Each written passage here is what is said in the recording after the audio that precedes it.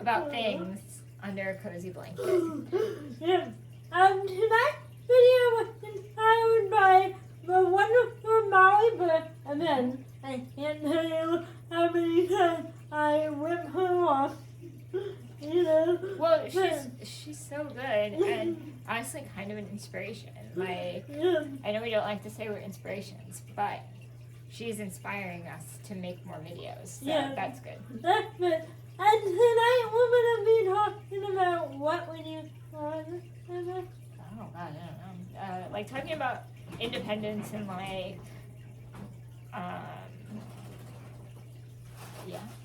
figuring it out. Yeah. Just like figure it out. Yeah. When you are living in a more built for able-bodied people, I know.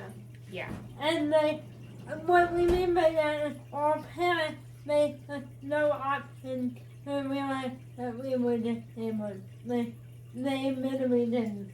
Yeah. Like, I remember at one point in, I think it was like 4th grade, I looked my mom dead in the eye and I was like, I'm not disabled.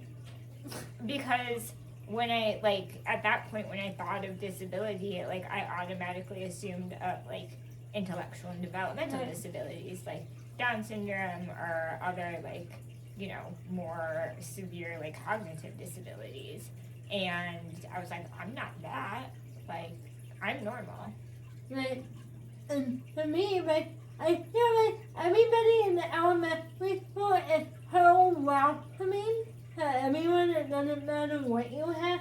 Like, they just want to welcome me. I was invited to everything, you know, and I went to everything. My parents wanted me at everything. But when you've been in the middle school and high school, when I really wanted to realize that something was off about me, but I knew I had to walk through and I knew I was going for already therapy, but like from a community standpoint, you know, that I didn't realize that till no one was inviting me anywhere in middle school, and I was sitting at home reading my book. Not that reading is bad children, but, you know. I mean, there comes a time when sitting at home on a Friday night with your book versus, like, going to the mall with friends, like, you know, you're missing out on important social engagements, and, like, that's an important part of child development and, like, being a teenager. Yeah, and I'm on that, like, able-bodied, I hate that word, but able-bodied people are paying home alone. You know, how can I do that? You know what I mean? And I want to do that. We want my ability, want me my ass, but you know. Yeah. Well, I'm very lucky in that, like, my house is completely accessible and I have a power door on my front door and on the back door. Mm-hmm. So I can get in and out as I please, which isn't the case for a lot of people with disabilities. You know how that door is? I'm gonna say it was at least $1,000, if not $2. Yeah. But yeah, that's the point I realized I was going with my past was like, we're gonna figure everything out, you know. You're gonna attend every party, you know.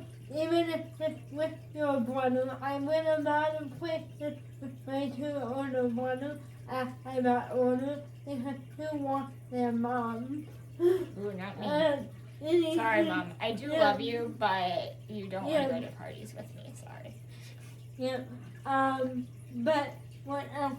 What else are we missing on that? Yeah, I mean, I think for me, like, I never really got invited to parties, but that's because, like, I almost, like, alienated myself and was like, I don't, like, want to be in the in-group because that will make me feel more disabled. Like, when I was young in, like, early elementary school, you know, kindergarten to 4th grade, like, I was very included, and I had... No one hates each other. Exactly, and I was just part of the group. And then in 4th grade, I went out for a surgery for 6 months, missed the entire first semester, and kind of lost my social standing. And from then on, I really just hung out with the other disabled kids. And then in middle school, like, I met my best friends, and it got so much better in middle school. I was just like, this is the place for me. And I felt like I was a popular kid, even though I definitely was not. Yeah, that's how funny you say that. For me, it was the complete opposite. Really? But I was so, everyone wanted to be my friend in elementary school. I had my group, and then all the people disappeared in middle school. And then I couldn't find anyone in middle school who didn't have a disability who dare hang out with me. So I was literally by myself, on Saturday night reading books and watching YouTube. And I was completely content. But I knew everyone around me was doing everything else on a Saturday night because like many other people, I had social media and know what's going on, Yep. And then it became my mission to become part of the movement. Like, I didn't know how to do that, nor did I really want to do that, because that involved trusting other people. Yeah. And that's when I met my best friend who you've seen multiple times on the channel, Teddy, who got me out of mud, and now I met what my parents met my build the world around you. Yeah. My kind of people build your world, Yeah, find your people and build your world. That's exactly right. Yeah. I mean, for me, middle school, like, I had my people. In high school, I also had my people. But one of my friends went to a private school for high school. Right. My other friend was, like, really involved in marching band. Like, she was a drum leader. So, drum leader? Do you know what it is? No. Sorry. Something with the leadership in the band. And so on Friday nights, like, I kind of didn't really have anything to do.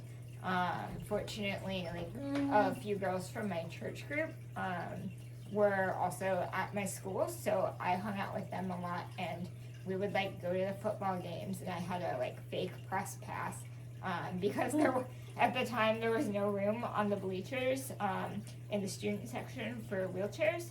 So they were like, well, our obvious solution is going to be, let's put you down on the field with, like, all of the student reporters, and you can just hang out there with them. And, like, that's honestly, like, a great solution, but, like, for me, I was like, I don't feel like I belong here. Like, that's funny.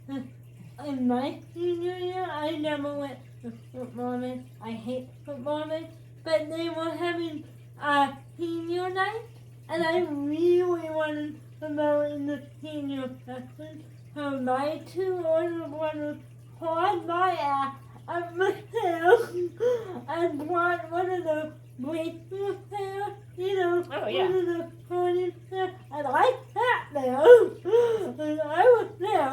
I hate those little folding chairs. They kind of look like strollers, and I'm not a fan. Yeah, and they're not very comfortable either. I'm sure they're not. It looks like a sling. It's like mesh seat. No, not my thing.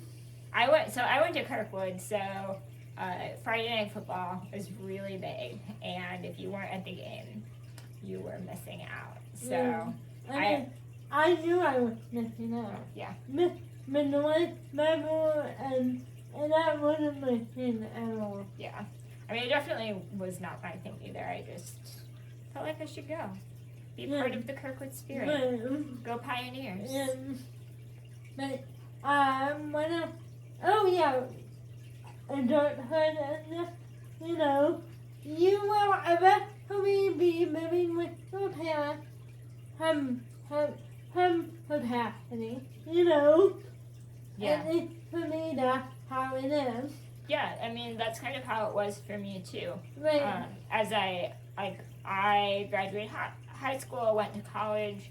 I was lucky enough to go to a school that was really accommodating, and they made like a dorm room completely accessible for me, and I was really lucky there. But every summer, I would go back home to live with my parents because you can't stay in the dorms over summer, and that was like, it wasn't bad. Like, it was just like an adjustment from being by yourself to going back with your parents. And like, I feel like, it is for me, when you live here every day, every year, you gotta figure out how you are gonna build your day so that you're independent and prioritize without interrupting them.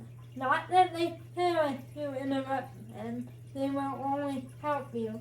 But that when building a support system, outside of your life, outside of your family matters. Yeah, I always felt so bad when I didn't have a helper because I would like interrupt my mom every 5 minutes, like, "Hey mom, I dropped something," or "Hey mom, I have to go to the bathroom." So after like a couple of years of being out and coming back for the summers, we were like, okay, we gotta figure something out because this is not working for anybody. Like, I'm feeling bad, like a burden, and she's annoyed because like I'm interrupting her work, and that's not really fair to either of us. So we like learned how to like make a schedule, and when I needed help, she would come help me, and then obviously if there was something else that I needed, she would drop everything. But just to like kind of make her life be as least complicated as possible. And then how we run around here, and I have help every day when we come out, and like I love it. Like, I have my own life, and my own ambition. I went to my grandparents' house by myself, today for the first time in a long time. Yeah. I honestly have a different experience having helpers like in my house. So like I don't have like a whole like private suite like you do. So I have my bedroom, and then it's attached to the family room. So it's not like in the middle of the house, like having people over all the time. But it always felt like weird for me to have a helper like in my parents' house because I just like, it wasn't having friends over, it was having somebody do things for me, and like I couldn't wrap my mind around that. Is that because they were older? No, older. No, they were all like early college, high school students. Like, they were my age. It just felt weird.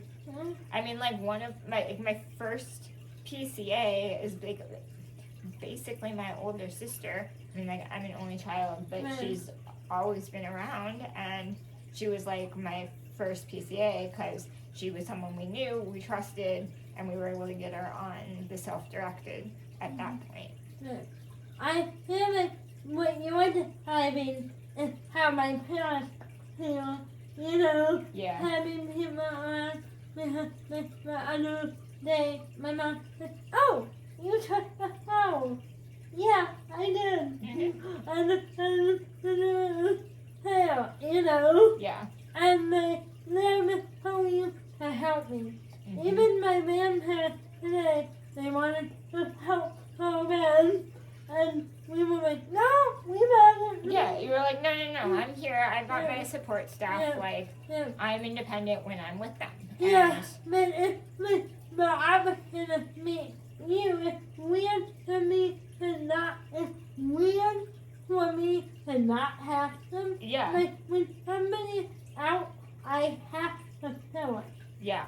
That makes a lot of sense because, And then my parents told me, "No, you don't have to fill it." Like, they're offering to help. Yeah. Then I'm like, "Oh no, I'm going to do it. Yeah, right now I have my mom like working weekends, and she's like, "You really got to get this filled," and I'm like, "I know, like it's just hard to find people these days." Yeah. Yeah. We touched on everything. I think so. Alright. Is there anything else you guys want to know? Like, drop it in the comments. Yeah. Cause we hang out a lot. We hang out a lot, and we both like to talk. So Yeah. cool. Well, see you in the next one.